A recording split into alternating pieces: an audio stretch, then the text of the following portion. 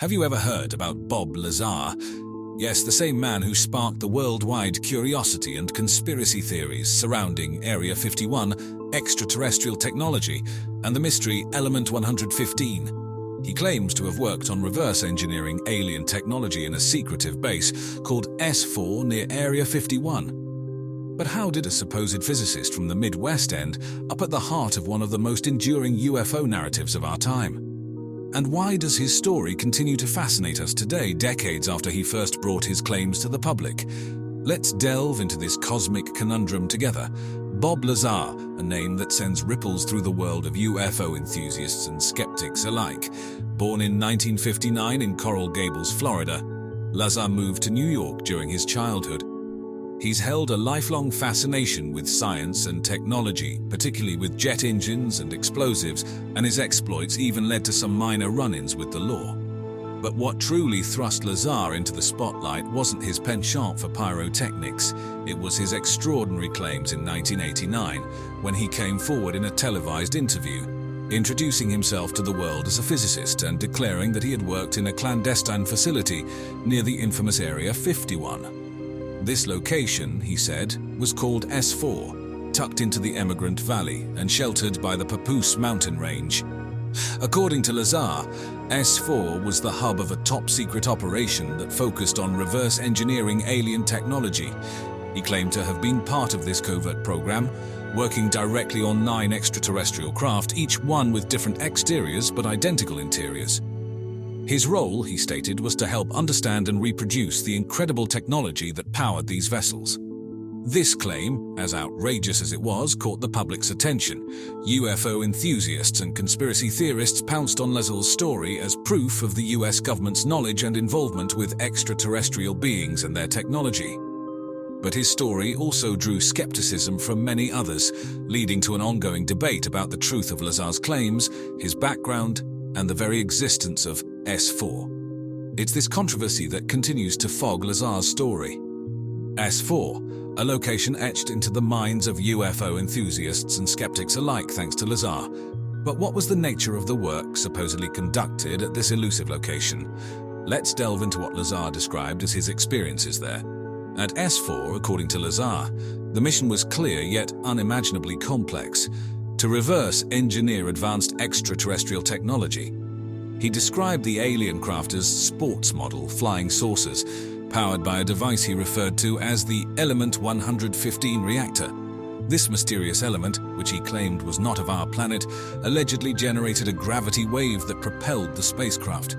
His role, as part of the back engineering team, was to try to understand how these flying saucers worked and to explore the possibility of duplicating their technology using earthly materials and scientific understanding.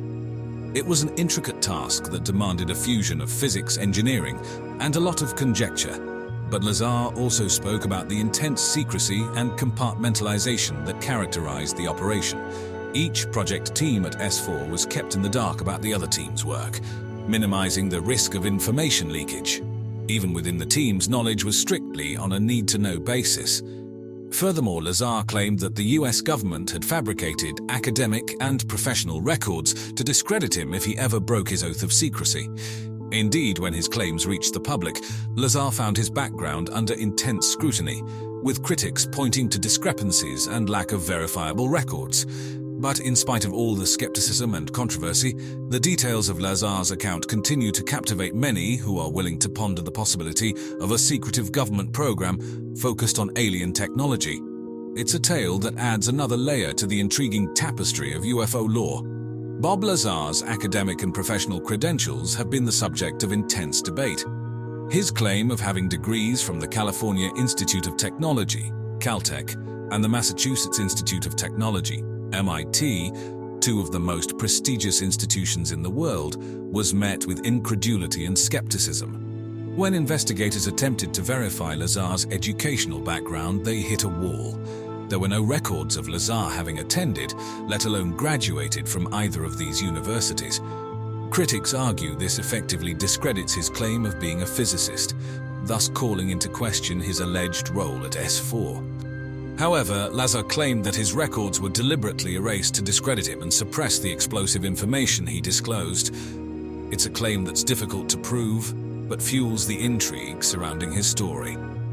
Lazar's supporters point to his undeniable scientific and technical knowledge, arguing that he couldn't have gained such understanding without substantial education.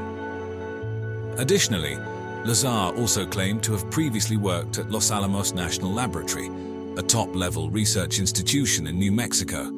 Initial checks turned up no employment records, but an old phone directory did list a Robert Lazar employed by a subcontractor. Furthermore, a news article from before the controversy featured a picture of Lazar standing next to a jet car he claimed to have built, and the article referred to him as a physicist with the Los Alamos Meson Physics Facility.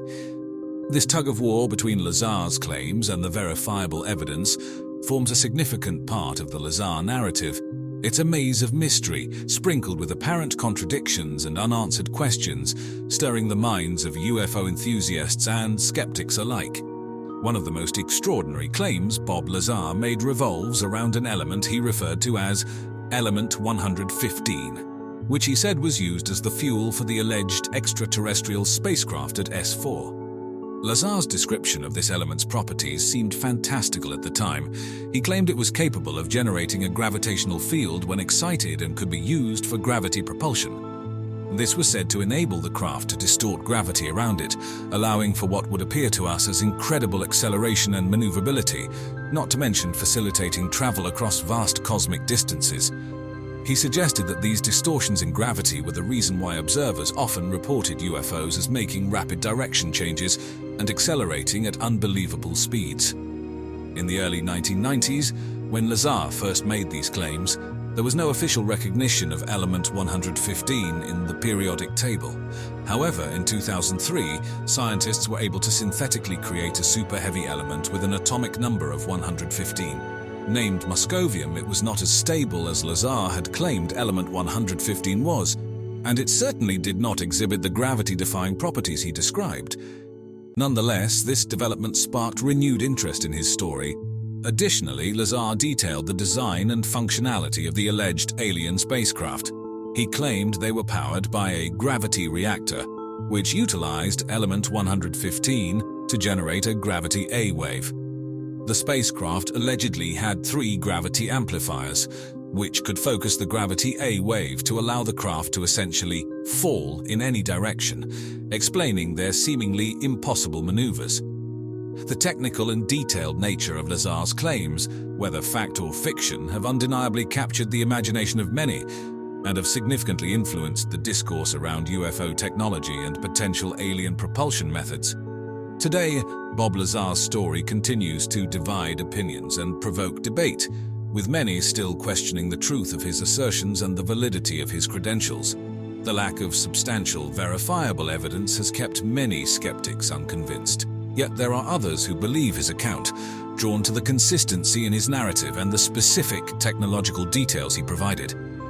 Lazar has largely withdrawn from the public eye, but made a significant return to the spotlight with the 2018 documentary Bob Lazar, Area 51 and Flying Saucers, directed by Jeremy Corbell.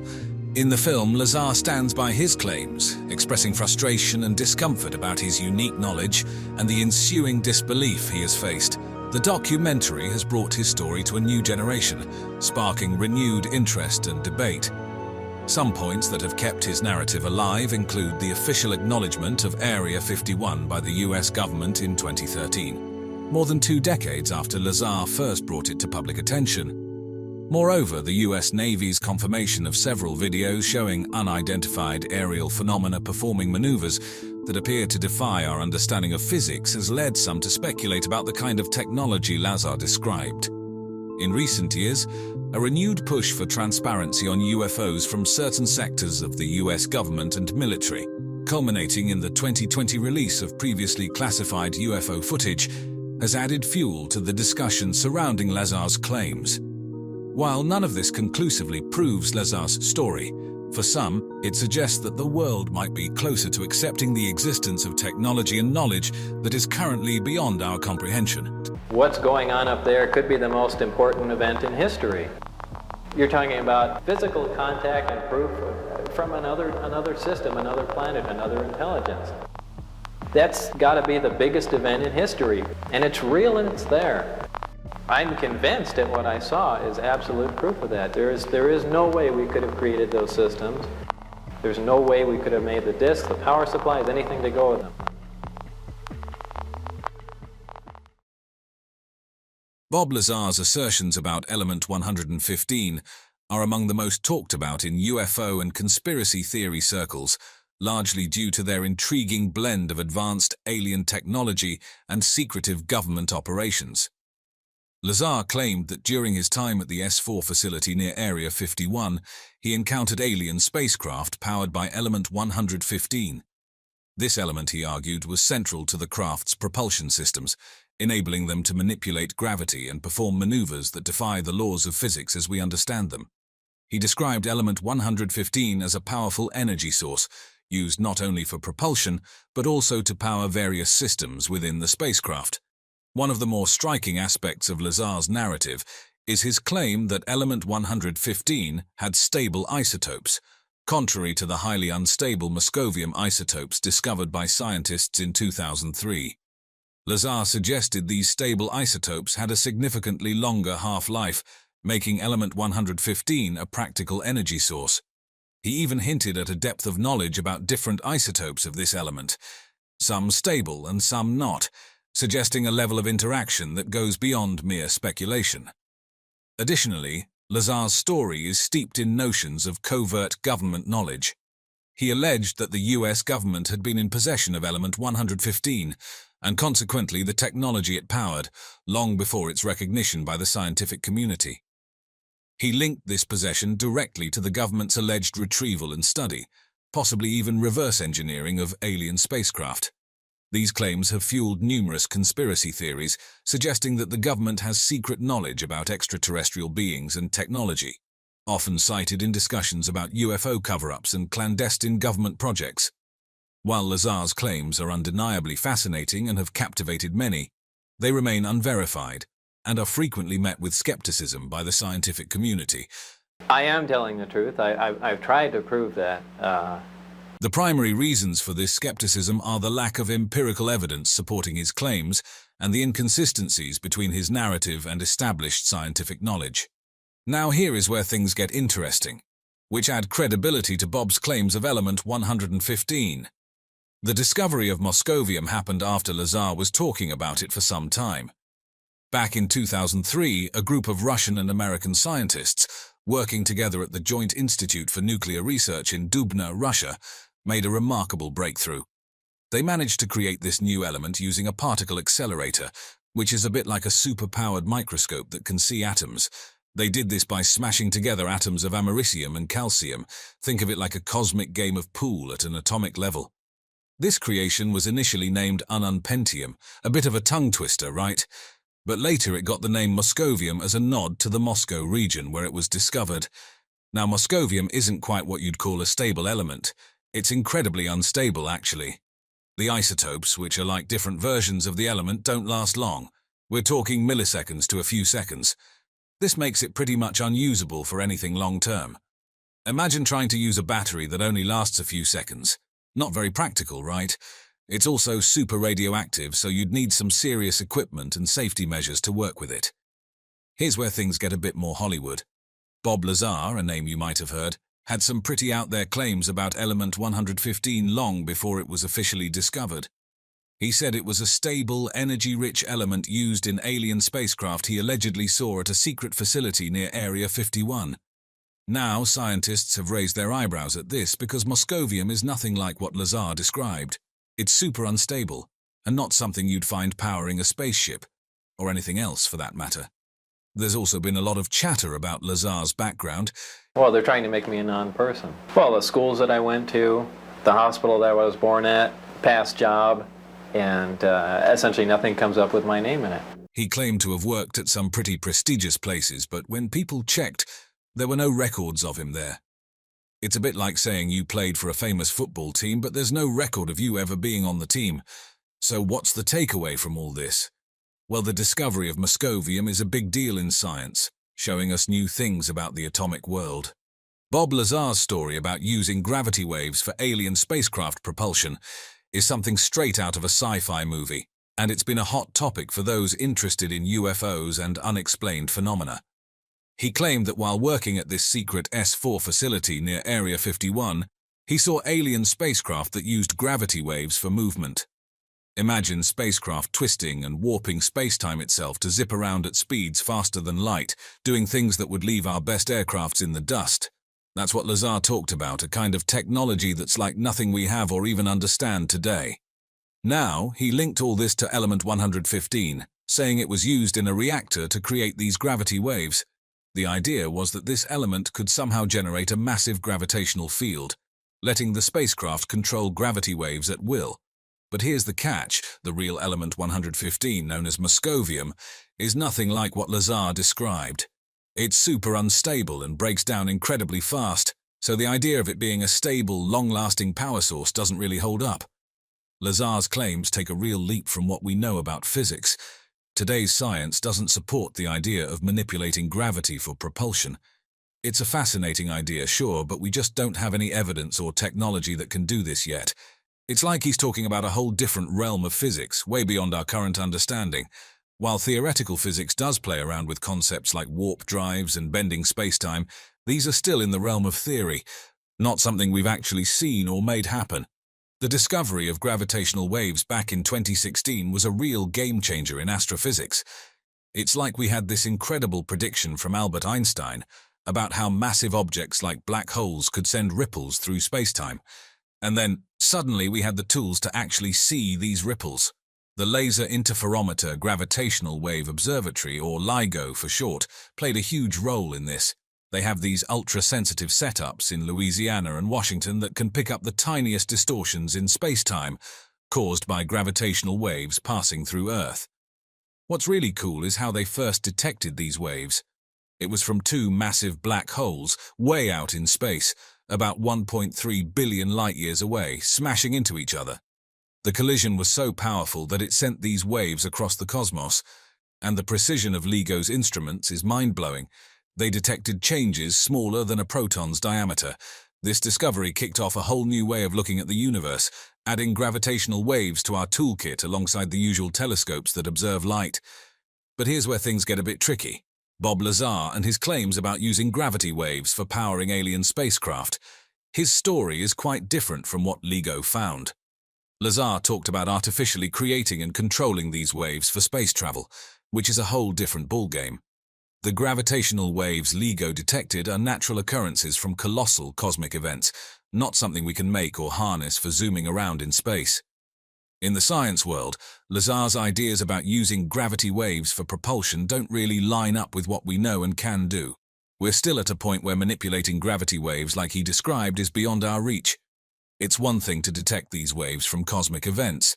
It's quite another to create and control them for space travel. While physicists do play around with theories of warp drives and bending spacetime, it's important to remember these are still in the realm of theory. Bob Lazar really stirred the pot with his tales about Area 51 and this mysterious S4 facility, didn't he? So let's chat about what he said and why it's got people talking for years. First up, Area 51. It's real, that's for sure. Tucked away in the Nevada desert, it's part of the Nevada Test and Training Range and run by the US Air Force. The place is shrouded in secrecy, which you can imagine has sparked all sorts of wild theories. Some people think they're testing experimental aircraft and weapons there, while others go full sci-fi, believing it's all about aliens and their spacecraft. What really put Area 51 on the map was Bob Lazar spilling the beans in the late 1980s. Before then, it was pretty much just known to the military and local folks. But Lazar's stories, they turned it into this epicenter of alien conspiracy theories, making it a household name and the subject of countless TV shows and movies. Now, Lazar's claims about this S4 site near Area 51 are where things get really juicy. He claimed he worked there, at an even more top-secret place than Area 51. According to him, S4 was all about reverse engineering alien tech, focusing on how their spacecraft zoomed around. He even described this place as having these hangars built into a mountain, with doors camouflaged to blend in with the desert. Inside, he said he saw actual flying saucers and the big bombshell, Lazar claimed he saw alien spacecraft at S4 and talked about their propulsion systems, mentioning this mysterious element 115 as their power source.